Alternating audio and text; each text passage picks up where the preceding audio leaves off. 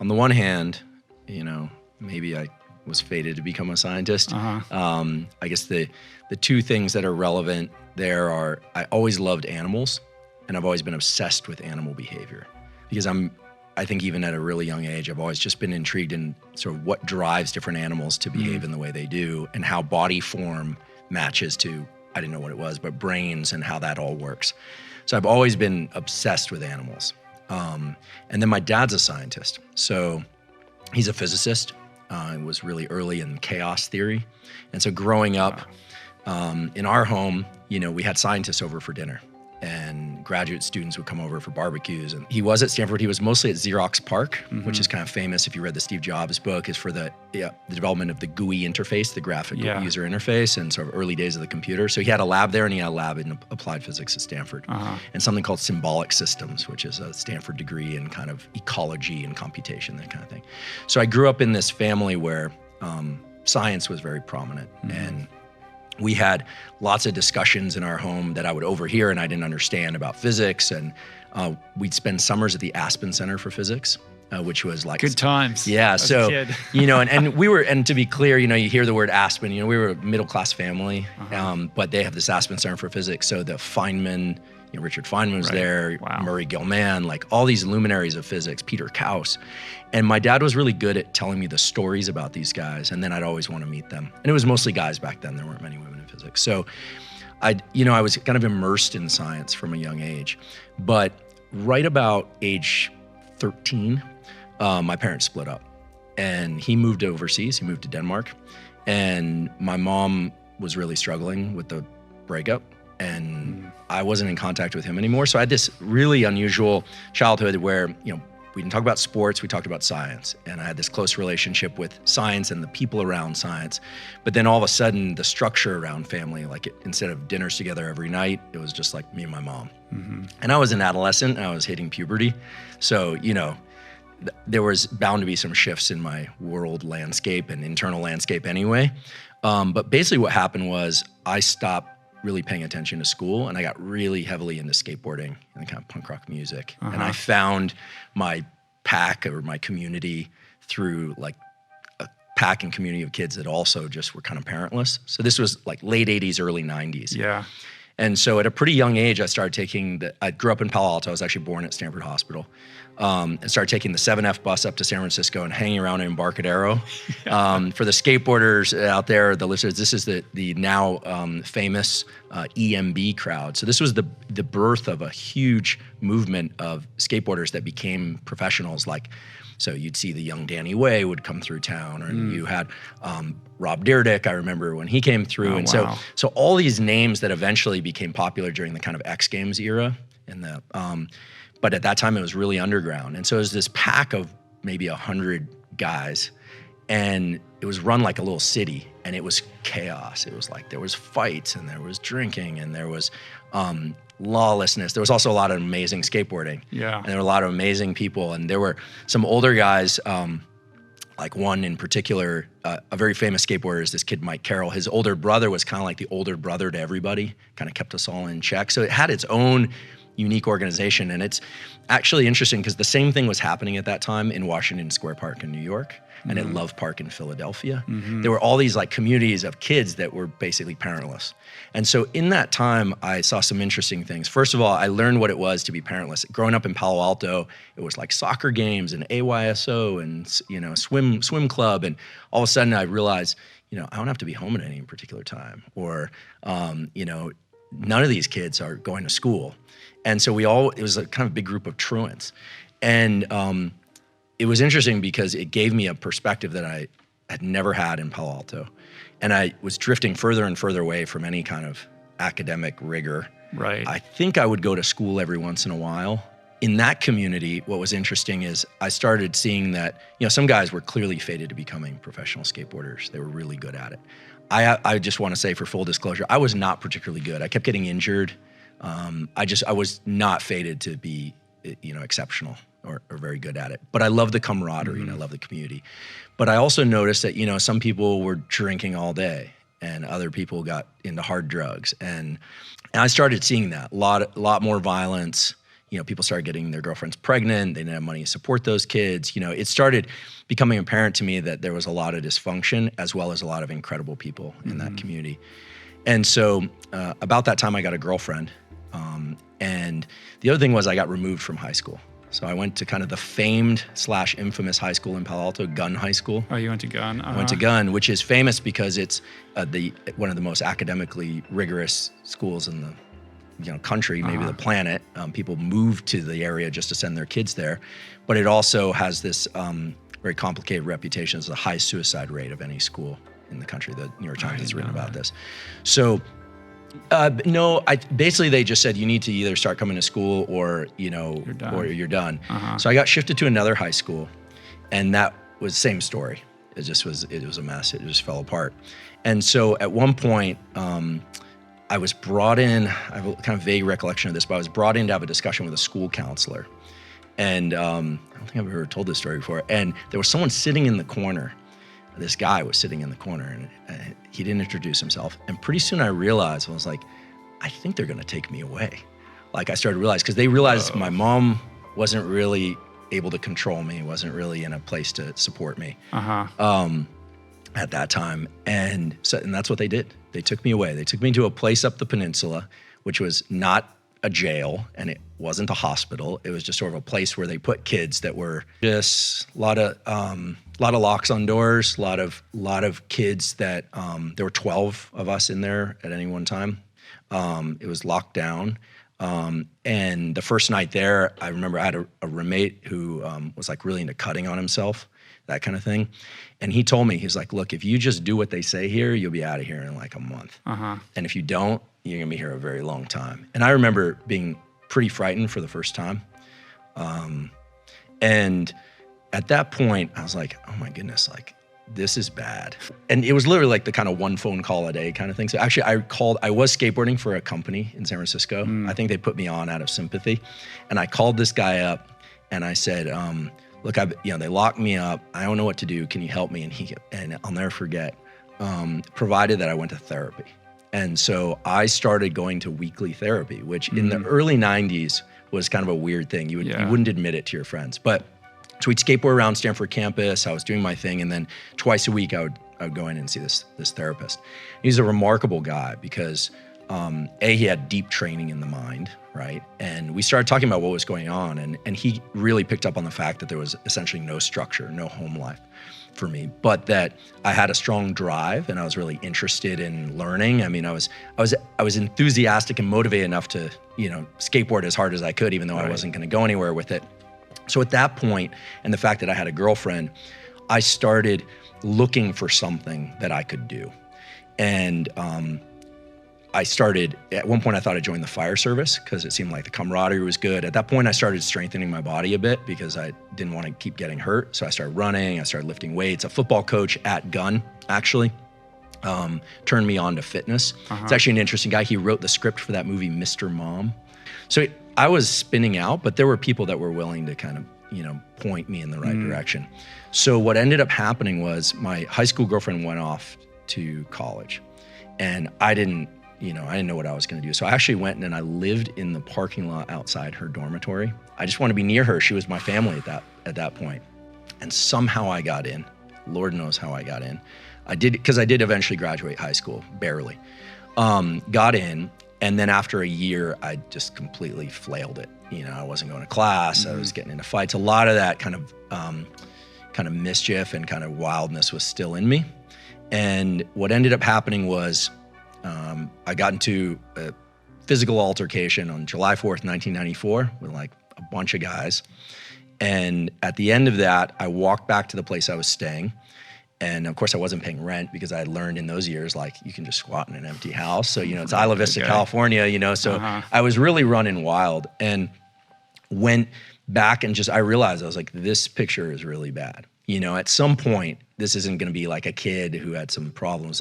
I'll get to where this eventually took me. But even to this day, when I go into a home where it's clearly like a loving home where there's kids are happy and there's good food and it's warm and cozy, I always feel this thing like, wow, like amazing. I sort of want to be adopted by them immediately, but I'm 45 years old, so that's not appropriate at this age. Yeah, it really did. I think that I'm so grateful for those years. I wouldn't wish them on any kid, because I think having a secure, loving environment at home is so key. And, I should say about a third of the kids that I grew up with in that environment, that whole skateboarding punk rock culture, about a third have gone on to found companies or professional skateboarders. About a third just kind of drifted off, and about a third are dead or incarcerated. Yeah. A huge number.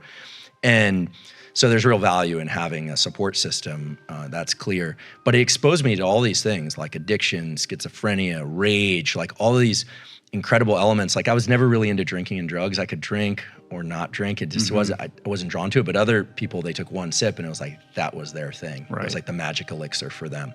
And so, I was observing what was happening.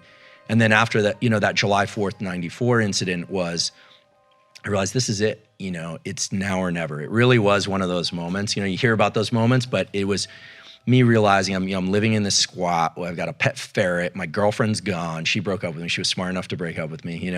I'm getting in fights. I'm working at a bagel shop. I'm barely making ends meet. And at that point, I just made the decision. I just said, okay, look, I'm not going to be a professional athlete.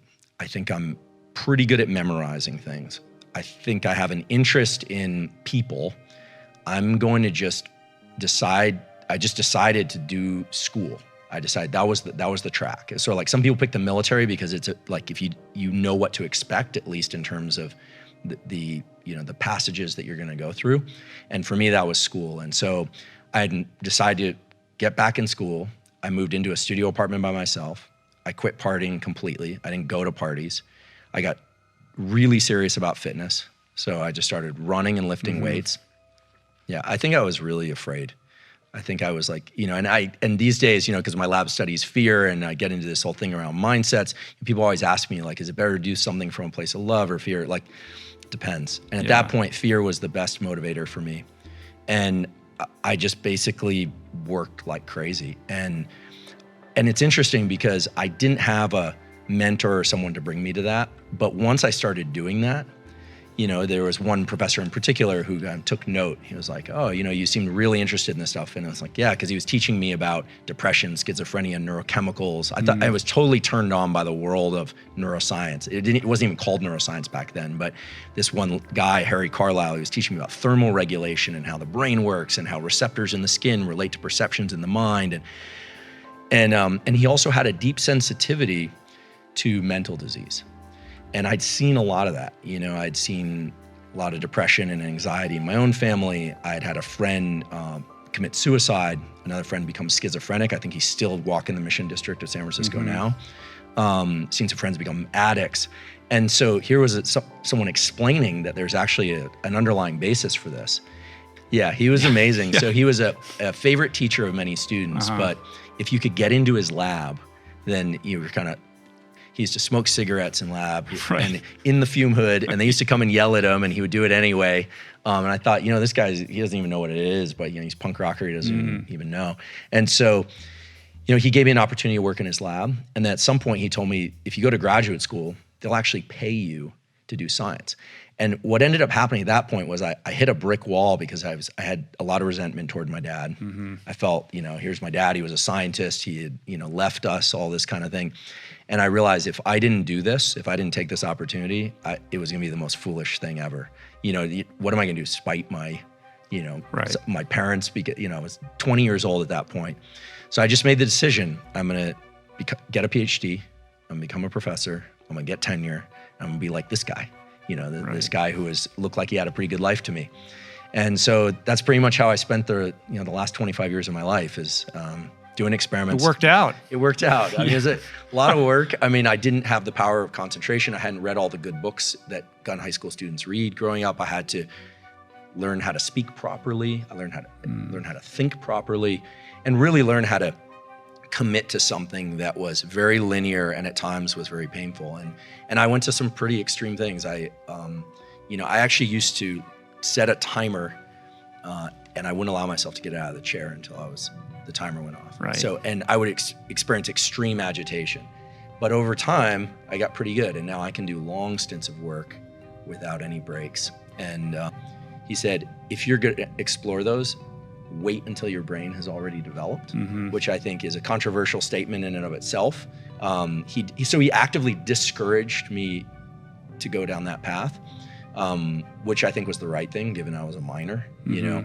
And nowadays there's all this discussion now about psychedelics and their power, and I think they are very interesting compounds. But he really steered me towards behavioral practices. Like, what could I do each day from waking up to going to sleep that would serve my mental health and my productivity well? Right. Yeah, I owe him a tremendous amount, and especially because he wasn't just in the psychoanalytic theory, he also was like cognitive behavioral. He understood the power of practices, not just discussing issues. Yeah. I'm immensely grateful for it because, you know, where I'm at today is, you know, my lab works on a number of issues related, you know, sort of hardcore neurobiology of regenerating the brain, you know, trying to fix, basically cure blindness and repair visual systems, but also things related to, you know, fear, courage, mindset, stress, anxiety, trauma, et cetera. And the early seed of seeing how science is done definitely gave me an advantage. I won't lie. You know, seeing how scientists interact and behave and understanding that they are just people, because a lot of what was discussed in my home was about the people, not just the science they do. That really gave me an advantage. And then seeing all that dysfunction and realizing that the human animal is amazing at making plans, at modifying its brain if it wants to. But the human brain and the human animal are also dreadfully bad at doing the brain and nervous system, so it's like brain, spinal cord, connections with the body and back again. I don't distinguish between brain and mind. I think that's like a 80s discussion or earlier. And I think it would take us down the wrong track. So brain or mind to me is interchangeable. Mind-body is kind of interchangeable because the brain is connected to the body and the body's connected to the brain, right? If I, you know, pinprick my hand and it hurts, my brain registers it, where it happens. It's kind of an irrelevant discussion now. I think we really need to just appreciate that the nervous system is designed to orchestrate all the processes in the body, not just thinking and not just behavior. And really can be divided into 5 things. So there's sensation, and sensation is really bound or restricted by the receptors in the body. So receptors in the eye that perceive photons, light energy, receptors in the skin that perceive pressure, you know, touch receptors, smell, taste, hearing, et cetera. And the interesting thing about sensation and the fact that the nervous system needs to pay attention to sensation is it's non-negotiable. The nervous system of humans is designed to extract physical phenomenon from the universe that are non-negotiable, photons of light. I can't see in the infrared with my eyes, and I can't see ultraviolet light with my eyes, and I can't perceive that because I don't have the receptors for it. So, you know, other animals can perceive some of those things, but that leads us to the next thing, which is perception, which is which sensations are you paying attention to? So all the time you're sensing things. Like right now, your feet are sensing the contact with your shoes, but you're not thinking about it until I say that, and then you shift your perception. Right. So perception is like this spotlight. So the brain wants to constantly bring in sensation. It's non-negotiable what's coming in. It's just dependent on your environment. Perception is negotiable. You can control that because I just said shoes and you thought about your feet and there you are. Then there are feelings, which can be a little bit nebulous, but feelings are a link between our emotion and it generally invokes the body, sensations in the body and concepts in the mind of what those sensations are about. That's really what emotions are. Animals definitely experience them. I'm kind of appalled to think that 10 years ago, people were like, do animals have emotions? Of course they have emotions, right? Because those are bodily sensations merged with some perception. So of course they do. And then there's thoughts. And thoughts are interesting because thoughts happen spontaneously. Think about like a web browser that's constantly giving you pop-ups. But thoughts can also be deliberate. So you and I can decide right now that we're gonna think about a plan for something, or we're gonna think about what's going on in the world. So thoughts happen spontaneously and they can be deliberate. And then the final thing is behaviors and actions. So the nervous system is responsible for sensation, perception, feelings, thoughts, and behaviors. And what's interesting, you start to think about that as you're like, okay, that's a lot, but what is the nervous system really trying to accomplish? Like on any given day or at any moment, what's it trying to accomplish? And it's really trying to accomplish one thing, which is to take perceptions of the outside world and merge those with perceptions of the inside world, what we call interoception, and to link those in a way that's operating on our environment in the appropriate way. So what do I mean by that? So if I'm feeling anxious and I'm in a very calm environment, I'm going to perceive that rapid heart rate and kind of feeling of agitation in my body as inappropriate for the moment, right? And my goal then as an organism is to adjust my level of what they call autonomic arousal or alertness down. If I'm at a great party, or I'm at a wedding, or it's a celebration, or I'm at a protest, or then I might feel that my level of alertness is appropriate for my environment. So the nervous system is in this constant dynamic interaction with the outside world and trying to figure that out. One way that this can be kind of conceptualized is there's an emerging idea that's kind of interesting about impatience. So we've all had the feeling of being impatient. Some people are far more patient than others. But if you've ever been in line at the store and you feel like something's going very slowly, the person in front of you is taking a long time, they're doing some returns, and you're getting kind of impatient, maybe you're breathing in a mask, and you're like, ugh, like what's the idea is that if you're getting a certain frequency of pulses from your body, and if those pulses are coming in quickly, like you're perceiving yourself, that interoception quickly, it's like pulse, pulse, pulse, pulse. You're going to be more geared towards your internal representation. And then you're seeing what's going on in the outside world, and it seems like it's going very slowly. But there are other times when you're in line at the store, someone's getting some returns and you're texting on your phone, or you've had a great day, you've had a great run, your family's in great shape, and you're fine. Why? Well, the frequency of those pulses, that interoception, is matched pretty well to your outside environment. And so impatience is really when your internal sort of metronome, tick, tick, tick, tick, is not matched well to the external environment. There are other times when you're feeling like your internal metronome is tick, tick, tick, and you've got a million things coming at you through email or text, and you've got a bunch of things, and you're feeling overwhelmed and tired. Well, in either case, there's nothing right or wrong. It's just your body and your brain are trying to say, what's going on in the outside world and how well matched am I to it? Right. So if you think about some of the sort of core practices of mindfulness and self-regulation, of like focusing on breathing or focusing on state of mind, a lot of that is trying to bring more awareness to your internal state. But what our brain is normally doing when our eyes are open and we're interacting in the world is we're constantly trying to update our internal state to match external demands of the world. And this harkens back to a really early design of all nervous systems, which is how do you take an organism that needs certain things, food, water, mates, reproduction, shelter, how do you move that organism? How do you create a system that will do that in best relation to the environment? And so what Mother Nature has done is designed a series of systems. Let's just take agitation and stress for one.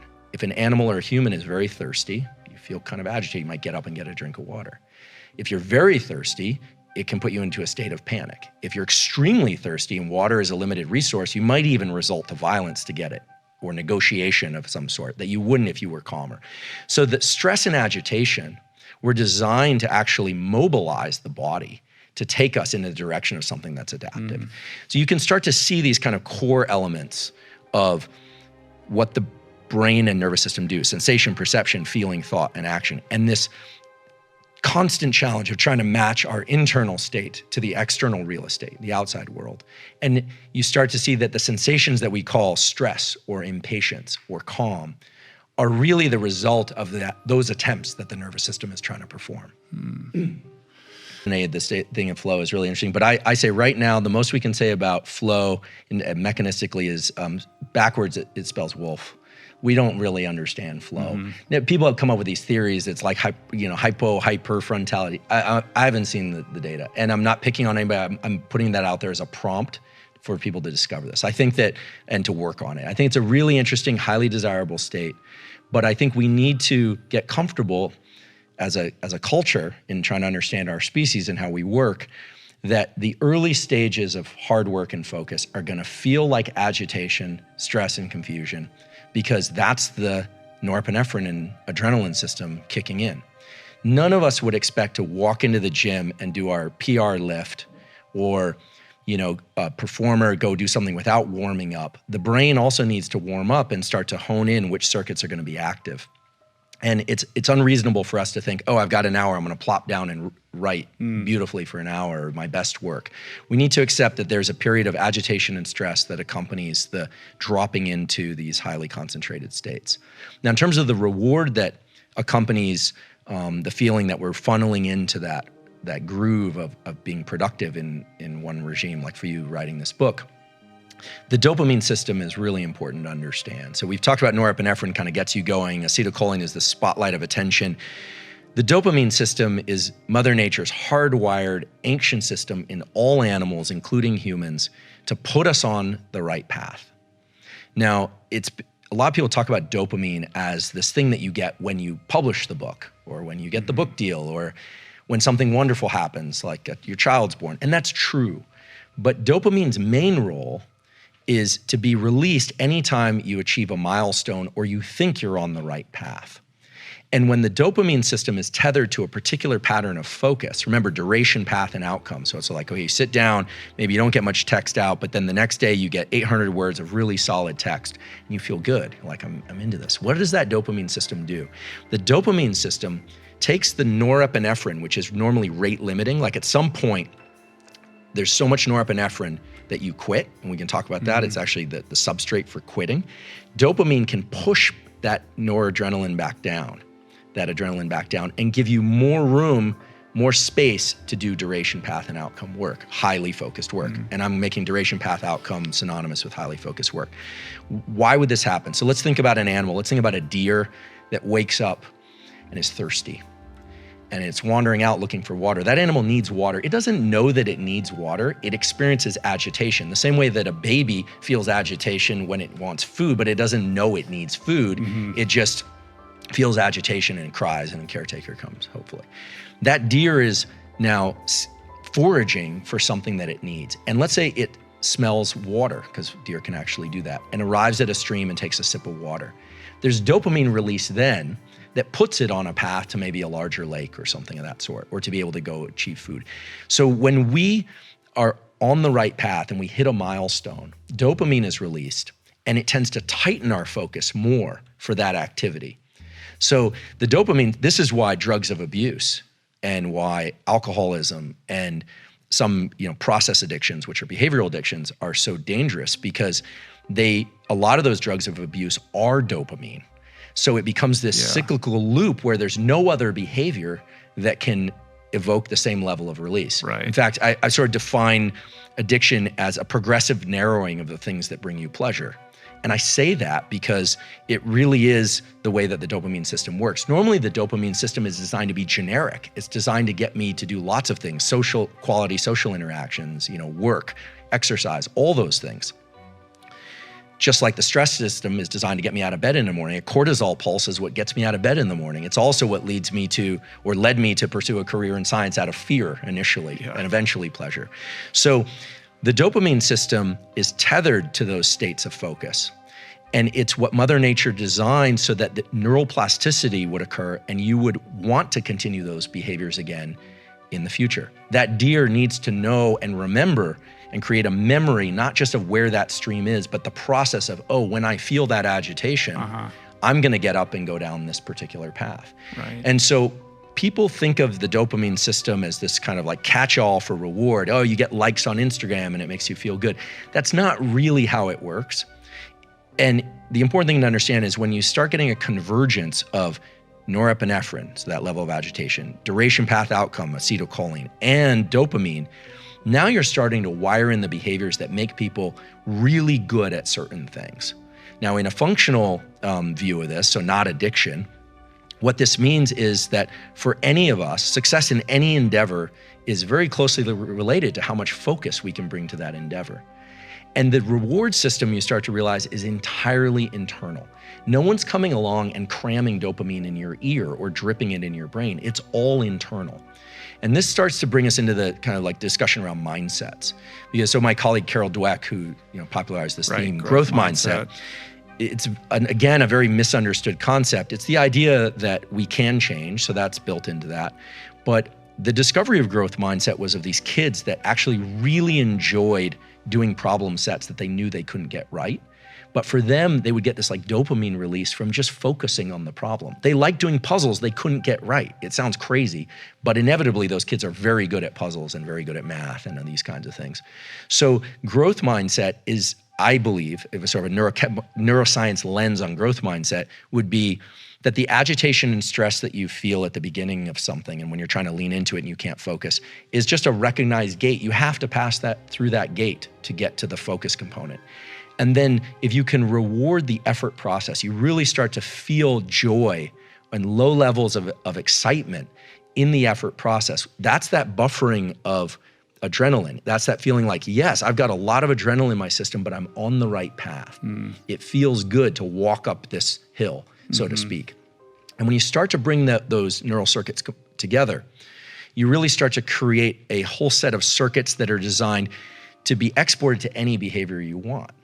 So if it's writing a book, great. If it's podcasting, great. If it's building a business, great. If it's building a terrific relationship, great. Then the circuits that Mother Nature has designed are incredibly generic so that we could adapt to whatever it is that we need to do.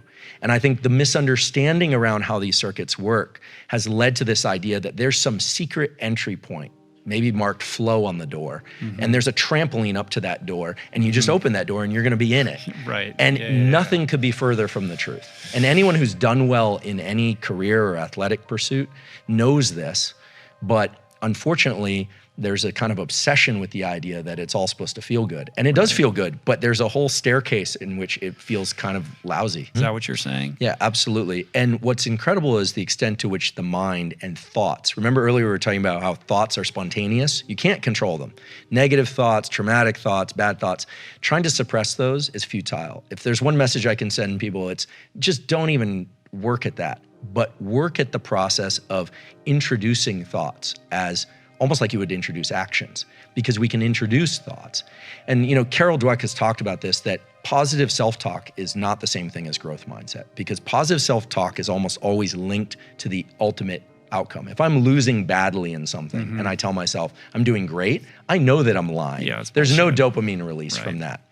And, a lot of the self-help wellness culture of the 80s and 90s was like, it's impossible to be in a bad mood if you're smiling. The idea that you can self-reward the effort process is extremely powerful, because what it means is that if you can recognize agitation, stress, and confusion as an entry point to where you eventually want to go, I do think that even just mental recognition can allow people to pass through it more easily. They think they're doing something wrong.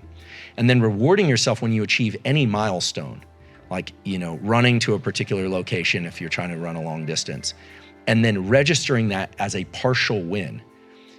What we know is that the dopamine that's released in response to that suppresses the total amount of adrenaline and gives you more room, more time, more energy to run in the running example. And this is anchored in a real scientific result. So last year there was a paper published that essentially was asking why any human or animal quits at any behavior.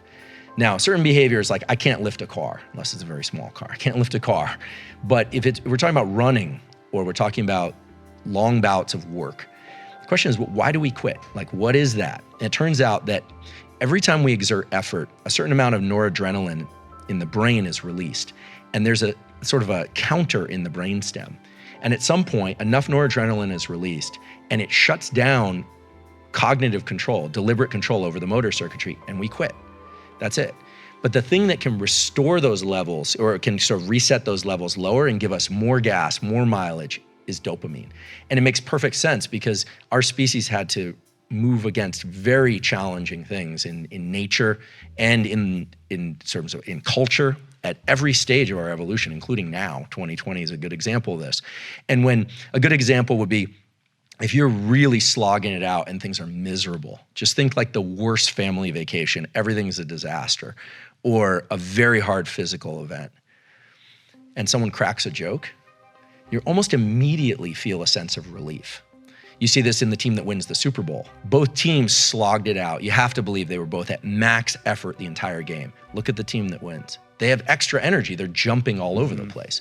So it can't be physical energy. It can't be glycogen related. It's not ketone related. It's nothing in the body in that sense. It's dopamine's ability to take that level of norepinephrine and smack it back down. And so we can learn this, right? I mean, I think this is where there's real power, like in your story, or the story that I'm familiar with from your book, like the ability to push through those pain points is something that we really can export to other aspects of life, because it's the same neurochemicals that are involved. So when you get to a particular location, or maybe I recall, a portion where you're feeling lousy, you're injured or you feel like you're hurt, and you can reframe it mentally and think, I'm actually still on the ladder. I'm still holding on to a rung. I know at least that much. I'm still breathing. I know that much. And the lift that we get is not some psychological pump up. It's a neurochemical thing. It's dopamine suppressing norepinephrine and saying, you're on the right path. You can keep going. It's a permission to keep going. And we grant that permission to ourselves. No one grants that permission to us. I think one of the other kind of misconceptions that we want to dissolve is this idea that external rewards can actually propel us down long paths. From where you were in the dormitory, there's a little nursery school in Escondido Village, and they did this study where they looked at kids that liked to playing during their recess. It's all recess in nursery school, but they're drawing, and they took the kids that really like to draw, and they started giving them little gold stars on their drawings. And then they like the gold stars for a kid, that's an extrinsic reward. And then they stopped doing that, and the kids stopped drawing. They associated the good feeling of doing it with the external rewards. Right. We have to be very cautious about how much of our internal dopamine we attach to external rewards if we want to continue to grow and pursue and focus and work hard. If you just want to get to some place and cash in, then fine. But most people find themselves in a pretty miserable place because their dopamine was so attached to external rewards. Absolutely. There's an interesting process that occurs when people start to realize that rewards are all internal. And what they start to do is they start linking this duration path outcome thing to their internal rewards. And so, to put this simply, one of the most powerful things that any person can do is to learn to control this idea of duration, path, and outcome, and attach an internal sense of reward, just that you're doing well. To reward yourself mentally, just say, I'm doing well, I'm actually on the right path. To do that inside of the demands that come from the external world, the more often that we can self-reward some aspect of the process, provided it's in the right direction of what we're trying to achieve, the more energy we're going to have for that, the more focus we're going to have for that. And remember, the reason I say energy, I don't throw that around loosely, is that limiting amount of noradrenaline is constantly being kept at bay. You're literally buffering the quit response. And so when people start realizing that if they set the goals inside of the larger goal and self-reward each one of those, they essentially have an infinite amount of energy to pursue those goals. They have an infinite amount of focus to pursue those goals. You see this most in the special operations community and people that are selected essentially for this process. So one of the things that's been intriguing to me, I have some friends from the SEAL teams, and I don't begin to really understand the real work that they do deployed because I've never done that kind of work. But I've always been intrigued by the selection process, the so-called BUDS process, right? Because carrying logs and getting in cold water and all that, that's not really how the work is. That's really not what the work is about. So the selection process is interesting because everyone shows up fit, motivated, and convinced that they're not going to quit. I mean, I think like there might be a couple people that just show up, but everybody is absolutely convinced. And then a very small subset of them make it through. And I'd be willing to bet that the ones that make it through, of course they're gritty and resilient, but they all are essentially, right? So that's necessary but not sufficient, obviously. Otherwise, everyone would make it through. The people that make it through somehow are able to tap into a process. Maybe it's a reward process. Maybe it's through self-punishment. Maybe it's through self-reward in the positive sense. But they're able to control something inside an environment that is not controlled by them. It's controlled by the instructors. And I've always been struck by the fact that in order to get through, you just have to not quit. Remember, people aren't being deselected. They're not saying, get out of here, you're not good enough. People are deciding that for themselves. Right. And so it's interesting because it brings about a real world experiment of people who are quitting, and I believe they're quitting because they can't manage these neurotransmitters. And when I say manage, I think that the people that get through, knowing some of these people quite well, had an internal process by which they could reward themselves for doing something that might have just looked trivial to everybody else, but it gave them more gas, more energy. Right? And what's interesting is the process, the kind of unconscious genius of the buds process is that they've picked 2 sensory events that are across the board challenging for everybody. One is cold water, which is great because most of the time it can't kill you, right? It's not like heat, which can kill you. It's cold water and sleep deprivation. And so the ability to do these, like what I'm calling DPOs, this duration, path, and outcome steps and procedures, is great on when you're rested. When you're well fed, well slept, you can do anything. You can be in any hard conversation. You can work through anything. So what they do is they start taking the autonomic nervous system, which is these deep reserves of the nervous system, that when our autonomic nervous system is off, it starts making us pay more attention to how we feel than the demands of the world around us. Remember that basic challenge in the nervous system. And so sleep deprivation is the best way that you can pull somebody down from their ability to analyze duration, path, and outcome and reward themselves. Sleep deprivation is the way in which you essentially pull apart the nervous system and the way that it wants to function, because it's very easy, again, rested, to do all this. But so what they do is they're sleep deprived people, they put them in cold water. They're trying to get them more in touch with the way that they feel inside than what they need to do in response to the external demands. And everyone I know that's made it through that process did it slightly differently, but I'll tell you how they didn't do it.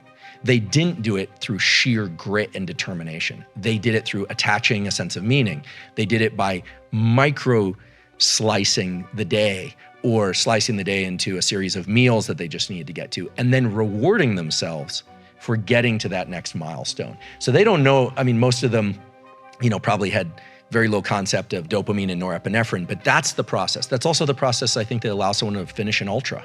I've never run an ultra, but I think that process of self-reward is grit and resilience in a kind of neurochemical definition. And I think it's the thing that anybody can tap into. And I think it's so key, because I think people think that it's just so key that people understand, that these circuits are not unique to people who run ultras or people that make it through, stringent filter special operations command. It's the same thing that it is anyone interesting. Could do. Really wonderful and obviously extremely impressive human being. So little David anecdote. So the night before we had this event, he came out to the lab. My lab, we study fear, we study courage, we study resilience, and we study the underlying neurochemical substrates for those. So we had a bunch of guys there, a couple team guys, some other folks, and we bring them in this little room and we do virtual reality there. And one of the things that we use to scare people or to generate a sense of autonomic arousal is this experience of diving with great white sharks, which of course you're not in water in the laboratory, but it's very immersive. And for people that are afraid of sharks, it can be quite scary. Not always, but we also have heights, we have claustrophobia, we got something where you can feel spiders crawling all over your body if you're an arachnophobe. If you have a pain point, we find it. He was very explicit about the fact that he didn't like sharks. He was very explicit about the fact that he was going to be first man in. It would be inappropriate for me to describe his data, right? And we didn't do a full-blown experiment, but what I can say is whatever it is that David has figured out how to do, it clearly involves taking whatever adrenaline pulse he feels and understanding something fundamental to biology, which is that adrenaline response was designed to move us, not to keep us stationary. He uses behavior as the way to shift sensation, perception, feelings, and thoughts. He understands how to run that program in the right direction. Whereas most people, when they don't like what they feel, they start negotiating sensation, which will never work. They start trying to control their perception, which is hard, right? They're like, I'm not gonna think about that, or I'll think about it differently. Very hard to control the mind with the mind. He knows that's a tough one. Yeah. Feelings, Lord knows what those are and how to control them. We'll eventually figure that out as a field, but thoughts are complicated. So he just goes immediately to action. Forward. Exactly. Yeah. And I obviously can't speak for him, but one of the things I think is very clear is that he's tapped into this neuroplasticity process through the door, through the portal of agitation and stress. He's figured out and this is really the holy grail of neuroscience, is how can I modify my brain? Well, you modify it by placing yourself into discomfort and using that as a propeller to move you into action. And a couple years later, when David was working on his book, and I heard the book was coming out, I think I saw a pre-release announcement. I texted him and I just said, "Look, I'm really excited to see your book." And he said, "Oh, great, thank you. It'd be great if you'd write something about it, like an endorsement." I said, "Oh, I'd be honored to. I'm happy to." And he said, "But I need it tonight." Right. And this was Saturday I think it was like 10:30 at night when I texted him. So I said, "Great, well, I'd be happy to. I won't do it now." He said, "I need it by midnight." So I sit down and I start writing this thing. And these are short blurbs, but I kind of realized that, you want to get it right. It's David, and my name's next to it, and I want to do it justice. So I'm sitting down, I'm working on this thing, and I text him, "Look, I'm gonna be a few minutes late. No problem. Finally, I send him the thing at like 12:30 at night. And he's like, "Oh, bro, thank you. I promise I'll send you a copy, this and that." And I was like, grateful, thank you. And then I realized that that time he was living in New York. And I said, "Wait a second, where are you?" He said, "New York." And I said, "It's 3:30 in the morning." And he goes, "Yeah, I'm going running." Of course. And I realized at that point, I was like, okay, it's undisputable. Right. This guy lives the persona that he projects into the world. And even that day, that consulting gig, there was a 4 o'clock lag, and he was like, "No, let's keep going." So he's figured something out. And I think that his enormous popularity it's earned because he's figured out that it really doesn't matter if you come at something from a place of joy and love, and that would be wonderful. But there's a whole other set of ways to approach this that involve slogging through the discomfort, the doubts, the wish for things to be different, and starting with behavior. Yeah. And it's incredible because if you think about sensation, perception, feeling, thought, and behavior, actually the way to control our nervous system and feel the way we want to feel is to run that backwards. Behavior, thoughts. So if you change your behavior, then generally your thoughts, your feelings, and your perceptions change. Yeah. And everyone tries to come at it from the other end, but he's figured out through whatever process led him there and incredible life circumstances, how to run it in this direction of behavior first. Yeah. And I really think that if neuroscience has anything to offer, it's some understanding of what the underlying chemicals and neural circuits are, but the sooner that the human animal, the human species can start to understand that our feelings and our thoughts and our memories and all that is very complicated, but that when behaviors are very concrete and they are the control panel for the rest of it. I don't want to relegate feelings. Feelings are extremely important. I don't want to relegate perception. They're extremely important. But when it comes to wanting to shift the way that you function, to get better or to perform better or to show up better, or to move away from things like addictive behaviors, it's absolutely foolish for any of us, me included, to think that we can do that by changing our thoughts first. It's behavior first, thoughts, feelings, and perceptions follow. Mood follows action. You can't do it. Mm-hmm. What you can do is to learn to control that perceptual window and distribute it so that your sense of time starts to kind of drift off and you end up in sleep more easily. And it's a practice that most people find if they do it for 10 minutes a day or so, they start sleeping much better within a week or more, and sometimes more. Sometimes people need some other help, like not drinking caffeine late in the day, et cetera. But that brain state of no duration path and outcome analysis is going to be the most restorative, and you can get it in wakefulness too. So taking a walk where you're just letting your mind go is very powerful. And the other thing that's powerful is optic flow. So self-generated optic flow by walking, running, or cycling shifts the brain into a state of relaxation that's not seen when you're stationary. This is well described in the neuroscience literature. For some reason, it's not well described in the wellness literature, but it's a real thing. When you move through space, you're active, there's a natural calming of the brain circuits involved in threat and threat detection. This is the basis for EMDR, eye movement desensitization reprocessing. The lateralized eye movements they have people do in the clinic, that kind of goofy looking thing while they recount a trauma. Right, I've heard you talk about that, to overcome fear and trauma. That lowers stress, and the rationale is that by coupling a low stress state to the recall of the trauma, it's going to allow people to reshape their relationship to the trauma, to tolerate the discomfort.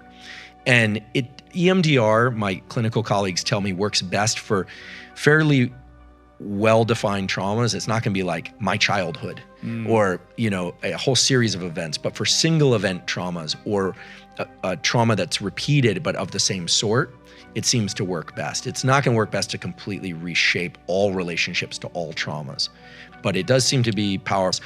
We need another route to it. And so one of the things I think is powerful is to think about, how can we leverage the visual system? How can we leverage the diaphragm system? In the same way that you would tell somebody who's has cancer or needs a surgery of a certain sort, like we need to leverage certain technologies. Well, we need to leverage certain inborn technologies of respiration and vision to be able to access states of mind that will allow us to make better choices. For the addict in that really nearsighted view, fixated, there is no other choice. And I think those early years of skateboarding and being, feral, it showed me that the people I knew that became addicts, and frankly, I know some adults who have become addicts, even who have very quote unquote functional lives. It wasn't just them. Those people, we like to think they're making a bad choice, and they're making a bad decision. It's unclear to me whether or not they have a choice in those highly myopic states of mind. And so what we need to do is we need to dilate their perception of the world around them. We need to dilate their perception of time. They need to learn how to relax themselves so they can actually see other options.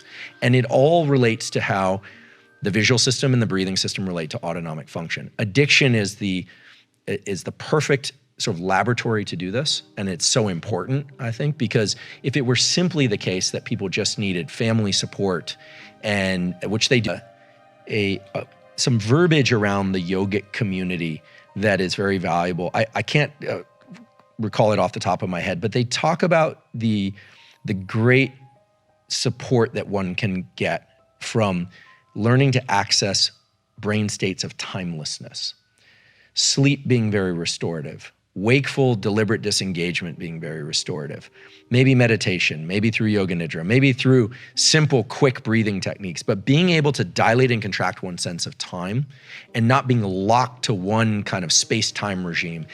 The ability to recognize that I'm not seeing clearly, right? I see what I see, but I don't know what I don't see. The ability to introduce that understanding for somebody can be very powerful. And I think we need to give them tools that they can look to very quickly. I don't think we're ever going to have a treatment for addiction that's in the form of a pharmaceutical, like one pill. Because if you start tapping into the dopamine system itself, you start degrading other aspects of life. So I think one of the reasons why addiction treatment is so complicated is that you need many elements, but the elements that come from the person themselves are ultimately the most. You can predict pretty well whether or not they're going to succeed or fail in making good decisions. And so I do think a Whoop type device or other sensor device could be tremendously beneficial in detecting and telling people whether or not they are veering off course. Right. And I think it's getting very Minority Report though. It is. I mean, I think machines are going to help us make a lot of decisions that we're actually pretty poor at making. But the simplest of those that we might see in the next 2 or 3 years is saying, look, you've been working extremely hard on your book.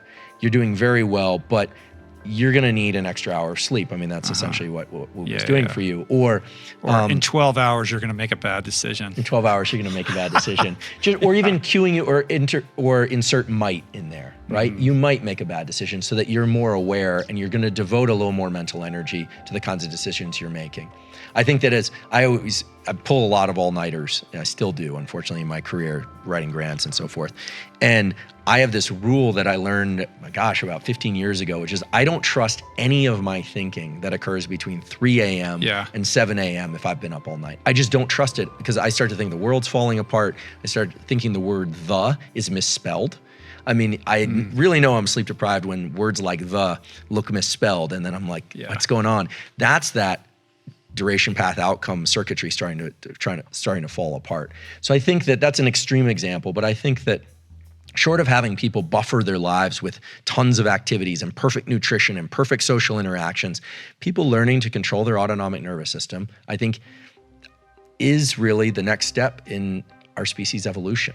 I really believe that what we are seeing now in the world is a call to arms, if you will, or a request from Mother Nature to have electrodes lowered deep into the brain, all over the brain, and people can stimulate wherever they want.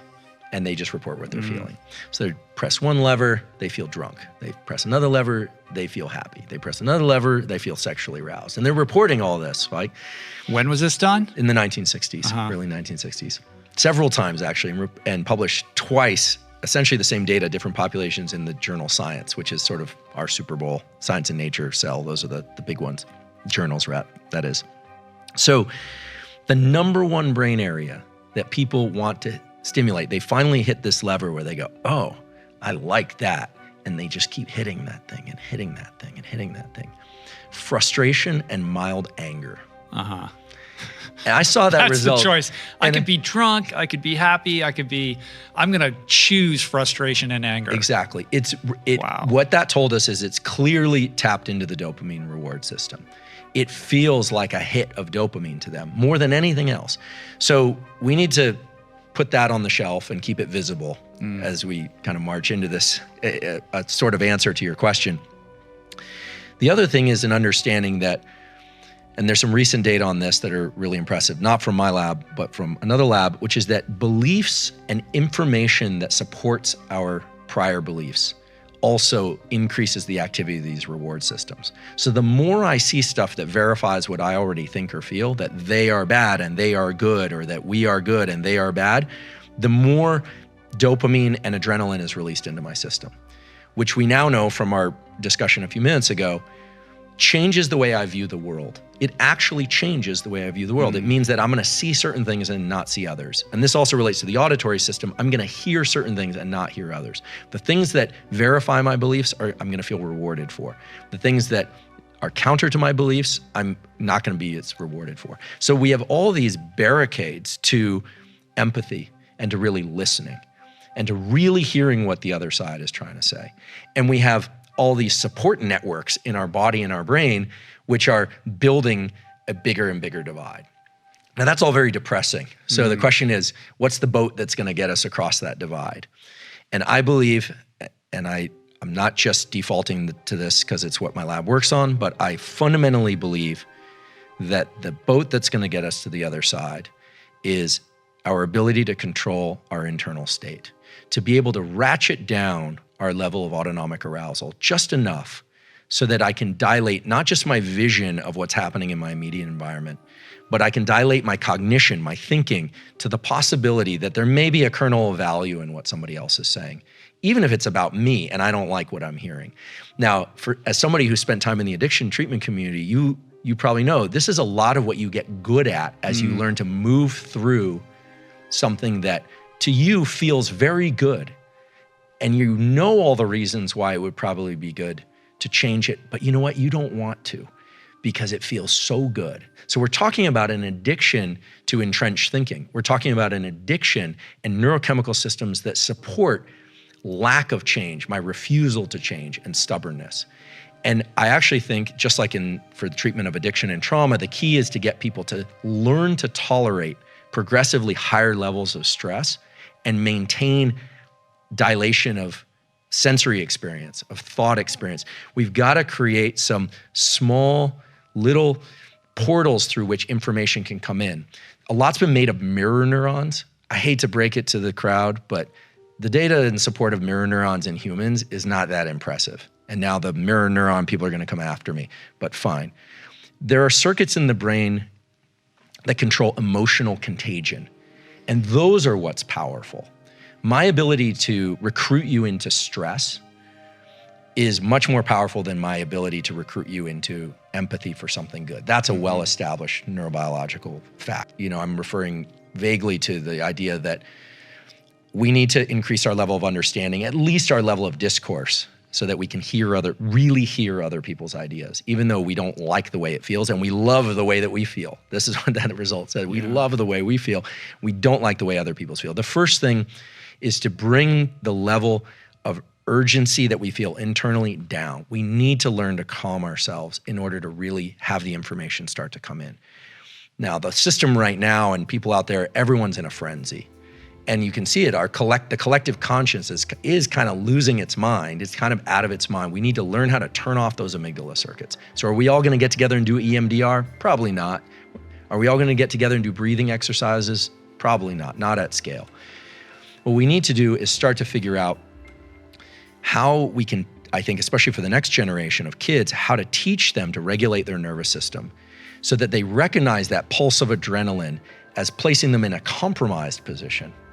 Like, we have to leverage the idea that being able to hear and listen hinges on the ability to be calm. So therefore, the ability to be calm is crucial to hearing and hearing and listening is crucial to our advancement as individuals and as groups. The problem is everyone's been trying to do this backwards. They've said we all have to get along, we have to cancel culture, we all have to, listen to one another. And I think, again, we have to start from the inside. We have to teach it physiologically. Now, I don't have a master plan on how to do that, but one of the reasons I'm here and one of the reasons I'm, teaching neuroscience on Instagram and not just in my laboratory is until we can learn to regulate the self, I don't think we're going to get where we want to go as a culture. I think it really does start with our own individual ability to do that. And so, David's a really good example, for instance, of somebody who learned how to deal with his own internal mess and build something beautiful out of that. And he continues to do that. And everyone's got to find that process for themselves. And whether or not you have a perfect family or whether or not you consider yourself the most inclusive and accepting person in the world or not, everyone needs to learn how to do that for themselves. And everyone thinks we do it pretty well, but I think it's clear that none of us do it well enough. So autonomic arousal, autonomic control, I think those are the entry points for addiction, for trauma, and for really empathic hearing and listening. And until we do that, I think our species is going to continue to go around this merry-go-round, where every 50 or 100 years we crash right up against the same general set of issues, only now social media has made it slightly more control. I think emotions are great. I experience them often intensely, but congratulations. Thank you. They're not always wonderful to experience, but I think it's clear that the level of autonomic arousal that's associated with emotions, either very high or very low, very happy or very sad, very anxious or very angry, clouds our judgment.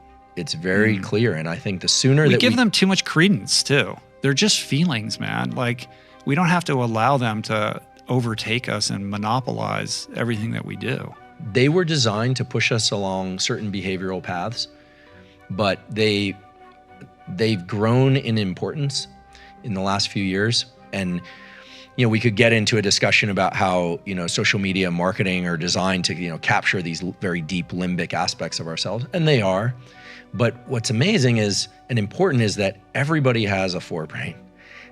Some people, it seems, is more developed than others, but everybody has one. And we have this capacity for what we call top-down control, which is the ability to intervene in our own feeling states and our own action states, and to set some rigor and some real clear marks that we're out to achieve. And I think it's going to start with the generation that's very plastic right now. Most parents are afraid of stressing their kids because they don't want to, again, I went to a high school where kids, literally at Gun High School in the last 10 years, kids have, there've been over a dozen, train track suicides. So those are kids that are committing suicide for different reasons, but a lot of them is because they just feel too much pressure. So obviously we can't pressure kids beyond their capacity to regulate.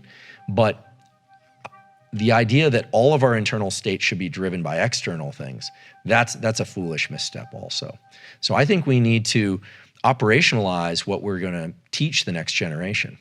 Maybe our generation isn't really rescuable, but maybe the next generation is. And if they understand that there's some concepts that sound a little mushy, like gratitude or mindfulness or these kinds of things, but as long as they understand that, for instance, gratitude, which we didn't really touch on, involves a whole other neurotransmitter reward system in the brain, the serotonin system, which buffers us against injury. It can improve wound repair. It can allow us to lean back into these high stress regimes.